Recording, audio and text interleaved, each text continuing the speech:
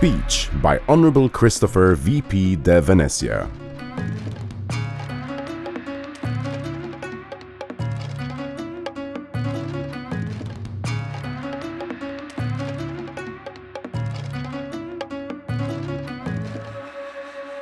To the few lot of you who are here, thank you so much for attending this panel. I am Congressman De Venecia. I am the principal author of the Creative Industry Law, which was passed in 2022 and is now in full effect, which basically regulates the creative economy of the Philippines, which of course includes tech. And this afternoon, I'll be sharing with you some data, insights, and statistics and how this might impact your respective industries and sectors, and how maybe we can all sort of work together in terms of like providing a more responsive regulation for the creative economy, especially for the digital creative tech sectors. So the creative economy is not just a source of economic strength for the country, but it also fosters. Sorry, Luis, can you be the one to operate this, please? But it's also a source of innovation, cultural exchange, and global influence. From visual arts to maybe to what's more relevant to most of you, digital media and tech.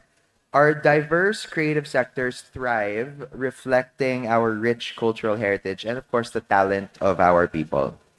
In this digital age, creativity and technology converge, as is evidenced by most of the booths that you see here today, driving new business models and growth opportunities. Fostering innovation and inclusivity allows us to enhance our global competitiveness and drive sustainable economic growth. So this conference is not merely a dialogue, but a launchpad for action, reaffirming our commitment to Philippine creative and even global and regional economy. Today, I emphasize our imperative to position our nation as the top creative hub in the region through innovation and creativity, focusing on the potential within the Philippine creative economy. So since the passing of the law in 2022, our creative industries have experienced remarkable growth. According to the latest report of the Philippine Statistics Authority, these sectors contributed 7.3% to our country's GDP, or roughly 1.72 trillion pesos to the economy, which is testament to the significant impact of the sector on our economy. The success story is really more than numbers. It represents 7.26 million Filipinos whose lives have been positively impacted through employment and thriving prospects within the creative sector, comprising 12.5% of our labor force. Notably, the arts, entertainment, and recreation sector, our second fastest growing economic sector in the country, generated an impressive 248 billion pesos in revenue. That's over 1% of GDP in the country. Key to this success was the inaugural Philippine Creative Industry Month, celebrated in September of last year, underscoring the substantial impact of creative output on our economy. Other notable events initiated include the International Conference on Cultural Statistics and Creative Economy, organized by the NCCA. It's a cultural agency here in the Philippines, as well as the Philippine Creative Tourism Summit, which is our collaboration with the Department of Tourism, highlighting the synergy between creativity, heritage preservation, tourism, economic development, as well as innovation. Our local festivities, such as the Fiesta Cuchas, notably in cities and provinces such as Cebu, Baguio, Davao, Leyte, Cagayan Valley, Western Visayas, and Legazpi, along with nationwide lunsod-lunsads, weave communities together and foster a collective sense of pride and belonging. So Lunsod Lunsad is sort of like an alliteration. It's a pun on sort of like providing a launch pad for Lunsods, which is a Filipino word for cities. These celebrations showcase the Philippines' unique cultural heritage as well as creativity. In addition to these celebrations and efforts, the government was propelled to integrate local and grassroots development initiatives through local culture and arts councils. These serve as the bedrock of our creative ecosystem, deeply rooted within communities across the Philippines. By empowering LCACs, as they are called, with resources, training, networking opportunities, and even just ideas that they can mobilize for your particular industry, for example, we can unleash the full potential of our creative industries at the grassroots level. LCACs play a crucial role in incubating emerging talent, preserving traditional craft, promoting cultural heritage within their respective communities. Through strategic partnerships and collaboration, we can foster an environment where, of course, creativity thrives, entrepreneurship flourishes, and communities are empowered to shape their own destinies. Furthermore, we learned during a creative industry mission with my colleagues in Congress last year, the creative industries also impact health, social inclusion and cohesion, the environment, soft power, as is evidenced by Korea and how they're able to leverage on Hallyu and Korean content to propel them in the global platform, and even urban development as we engender local creative hubs. This underscored the urgency to empower local entities like the Local Culture and Arts Council to harness creativity for holistic societal advancement. On the global stage, the Philippines ranked 10th in the world for the export of creative goods as a share of total exports in the 2023 Global Innovation Index. In the creative industry law, we dichotomize creative output into goods and services. Goods being something that's a little bit more tactile, like fashion, books, and of course, services as something that's a little bit more IP driven. So we're talking about like design, even uh, graphic design, architectural services, and many others. Uh, with numerous advantages, the Philippines is then poised to be a global leader in the creative economy as we envision it by the year 2030. However, with great potential comes significant responsibility. The government and the private sector must address challenges like safeguarding intellectual property rights, providing responsive regulation to matters such as AI, and of course supporting even our freelance or gig workers, which are really the critical mass of the 7 million Filipino or 12.5% labor force in the creative sector. The Creative Industry Law, or Republic Act 11904, embodies our commitment to nurturing our creative economy. The law institutionalizes grants, research and development, creative education, trade promotions, and many other programs. The Creative Industry Development Plan, which is the main mandate of the law, aims to make the Philippines the number one creative hub in ASEAN by 2030, benchmarked against notable plans of other territories. Recently, the Department of Trade and Industry, which is the main implementer of the Creative Industry Law, spearheaded partnerships with three of Scotland's UNESCO designated creative cities, with Dundee for design, with Perth for craft and folk art, and Glasgow for music. These collaborations explore leveraging each city's unique strengths and creative talent to drive socioeconomic progress, enhance cultural enrichment, and promote social cohesion.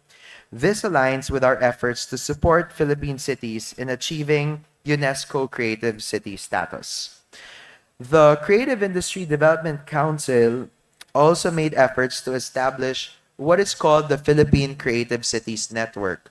So this is a network of local government units primarily headed by local chief executives who are very much invested in leveraging on creative strategies for their own economic development.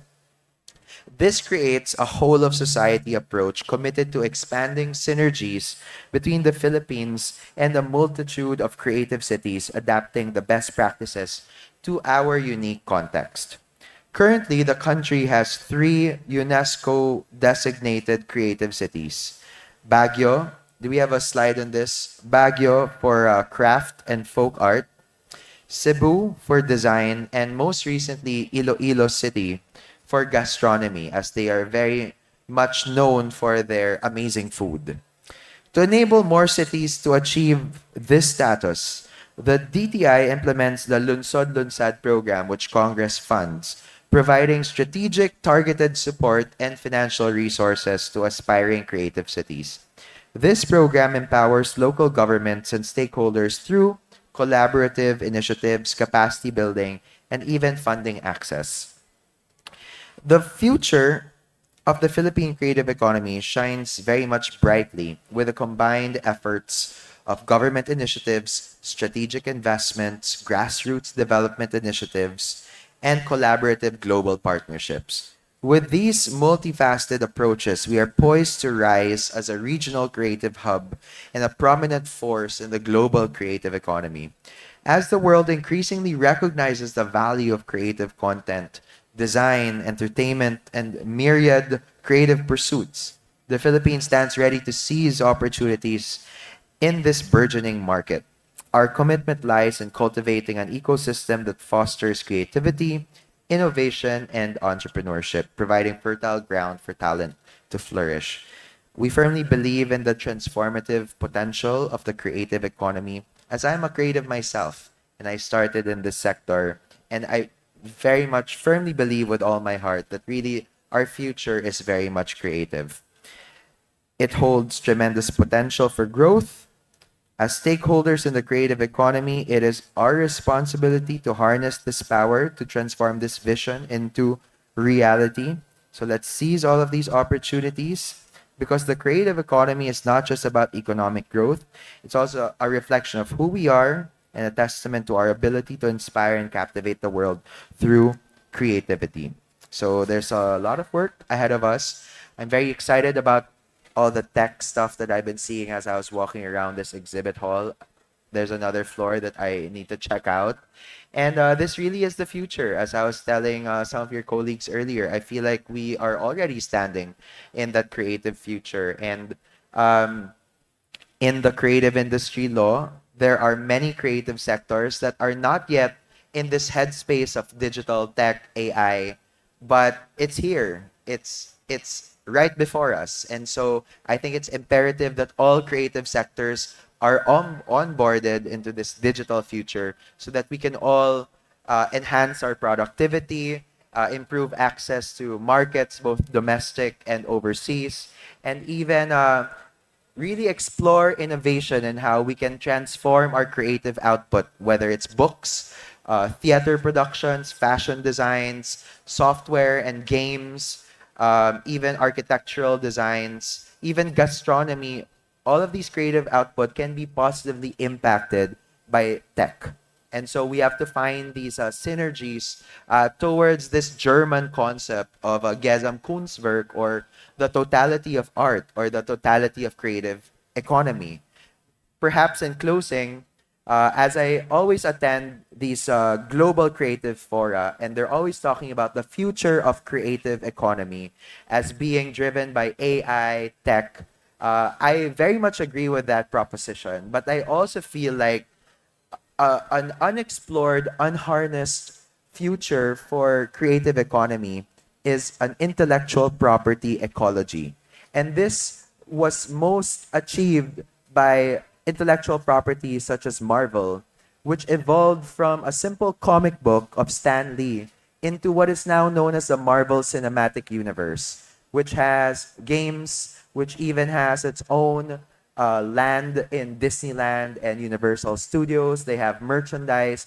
They have so many creative economy opportunities that stemmed from a simple intellectual property. So I think what we need to work on is get all the creative players together, regardless of sector, whether it's traditional cultural expression, whether it's cultural sites, or even arts and craft, to something as forward and progressive and future oriented as tech, AI, augmented reality, virtual reality, and find opportunities for collaboration so that we can move our creative output forward towards this creative future that I'm sure we all collectively imagine and believe in. So I think that's about the end of my presentation. Thank you for having me, and I look forward to collaborating with most all of you. Thank you.